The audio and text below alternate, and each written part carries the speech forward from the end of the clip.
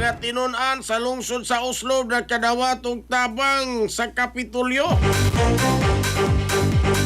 Detalye sa report sa Ronato gini pinagi sa pagpamati ni Katropa Grigi Magdadaro. Live report. Yes, subling gipapatud-an ni Governor Pamela Pambray 4 ang commitment sa gamanan sa probinsya Sugbo pag-improbar sa public education. Human siya pagbisita sa Oslob National High School sa Barangay Poblasyon Lungsod sa Oslob kagahapong adlaw Hulyo 8 tuig 2026 aron personal nga itunol ang mga school supply ug armchair sa mga tinun-an ang maong hinabang kabahin sa padayong tingwa karon sa Kapitolyo sa paghatag sa mga danong kagamitan sa pagtuon sa mga tinun-an lokop probinsya Sugbo. Ang gobernadora mainitong gidawat sa mga mapahiyumong tinun-an og faculty member ni uban usab di Bari 4 mao sa 2nd District Board Member Raymond Calderon og Dr. Stanley Caminero. Midawat sa ilang gipanghatag nga armchair mo ang principal nga si Michael Angelo Maghalso.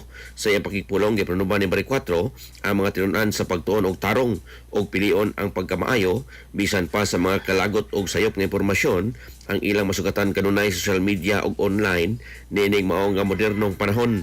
Iyaw sab giawag ang mga tinun-an nga mahimong critical thinker og di magsalig sa artificial intelligence kon AI.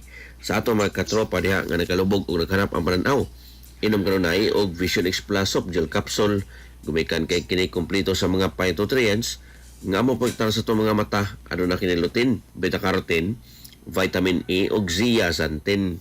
Alang sa Pilipino para sa Pilipinas, kinang katropa Gregi Magdaro, XFM News. XFM report. Cellphone Plus Gold. Mapalit sa mga butika sa inyong lugar.